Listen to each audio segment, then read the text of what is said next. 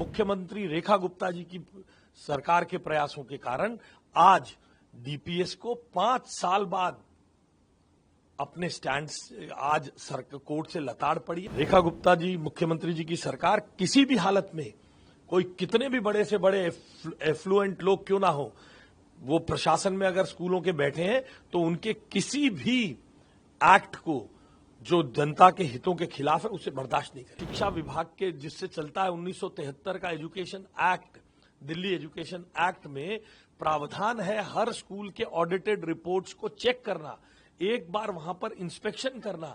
वो लगातार क्यों नहीं हो रहा था? देखिए, आज दिल्ली के शिक्षा इतिहास में एक हिस्टोरिकल डे है, ऐतिहासिक दिन है।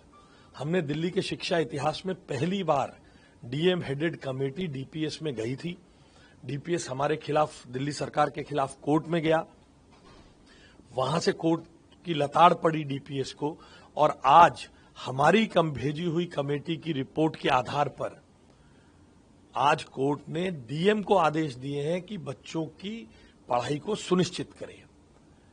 इसलिए जो लोग लगातार फी हाइक के मुद्दे पर 5 साल से डीपीएस के नकेल नहीं कस पाए थे, आज हमारी डीएम हेडेड कमेटी के कारण, हमारी सरकार के प्रयासों के कारण, मुख्यमंत्री रेखा गुप्ता जी की सरकार के प्रयासों के कारण आज डीपीएस को 5 साल बाद अपने स्टैंड आज कोर्ट से लताड़ पड़ी है, और हम डीएम हेडेड कमेटी की रिपोर्ट के आधार पर डीपीएस पे कड़ी से कड़ी कार्रवाई करेंगे।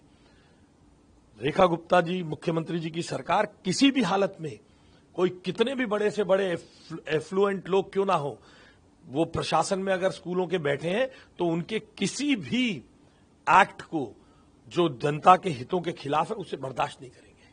एसडीएम की कमेटी भी भेजी गई थी जांच के लिए। देखिए, मैं आपके माध्यम से आतिशी मरलीना जी और उनकी सरकार के पूर्व मुख्यमंत्री जी से पूछना चाहता हूं,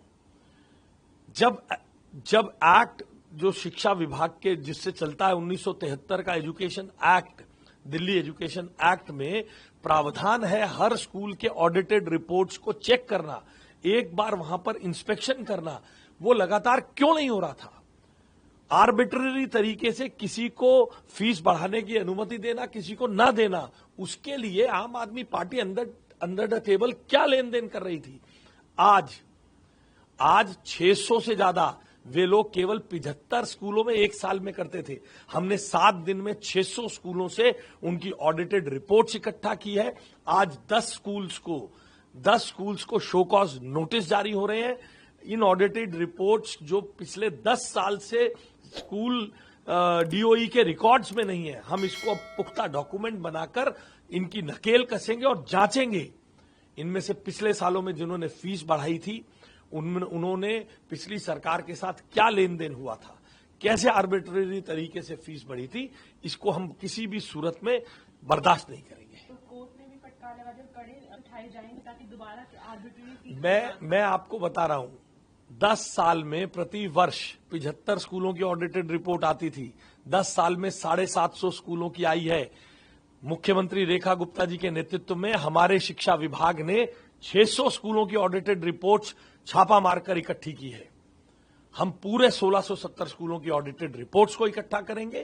कोई भी बेईमानी किसी भी सूरत में नहीं होने देंगे। वो जवाब दें जो हमारी सरकार पे आरोप लगाते, क्यों एक 75 स्कूलों की रिपोर्ट इकट्ठी होती थी, इंस्पेक्शन होती थी, क्या कार्रवाई होती थी, क्यों हार गए 2024 में केस, इसका कभी जवाब नहीं दे पाएंगे।